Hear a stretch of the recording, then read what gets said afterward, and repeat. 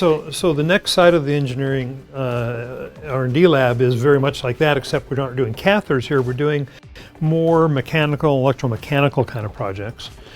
And again, the important thing to see is that we have stuff that we've accumulated over time.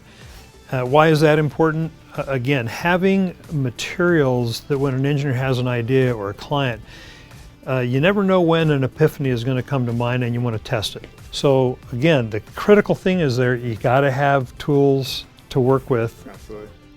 To facilitate the creativity. We have so much stuff. I mean, I know it looks like a bit of a mess. So we let this be this way, by the way. In fact, I encourage this. Why? I've worked at places that were so neat and so clean that people were afraid to use the lab. Interesting. I don't ever want anyone to be afraid to try an idea.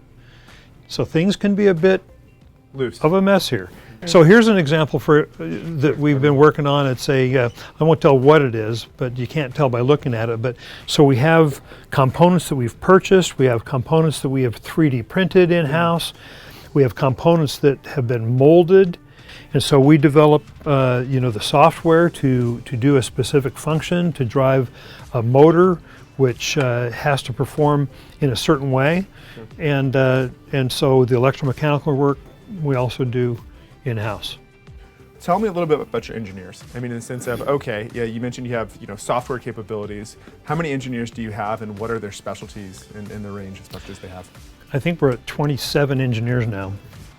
And we have electrical engineering, we have mechanical engineering, we have actually an environmental engineer also. We've had biologists on staff, we have biomedical engineers, software.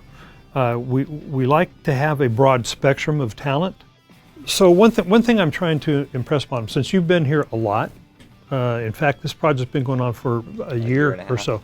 Yeah. So I want them to appreciate just how closely we collaborate with clients. Again, let's not go into detail on the product, but Sure. if you can tell how it's been working with my engineers, I'd appreciate it. Yeah, absolutely. So we've basically, it started with a need for a very specific design feature to be designed. We didn't have capacity in-house, so we worked with Jeff through references and everything else, and we started weekly meetings, worked with their engineers. We came up with a novel solution to that design feature, and through just naturally what makes sense for the next step.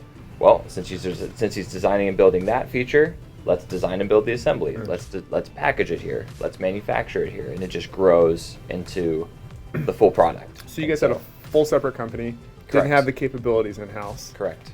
Through reputation, met Jeff in Phoenix to Ventures, started to see the capabilities here, and then started moving more things from your facility in-house here. That's right. Amazing. Yeah. And how many engineers are you working with here? We are growing internally with at our company. Uh-huh. But when we started, it was 3 of us, Uh-huh. and now we're getting up to 25. Wow. So it's this past year and a half has been very good, and so that the progress that we've made on the design has obviously built confidence with our investors, and then that's allowed the team to grow. Congratulations. So, thank Exciting. you. Sounds Yeah. fun. Definitely. And I won't tell you about it, but it's an exciting product that's going to, I think, hit the market and Take go off. crazy. Hope so. It's going to save lives. And that's what this is all about, saving lives. Right.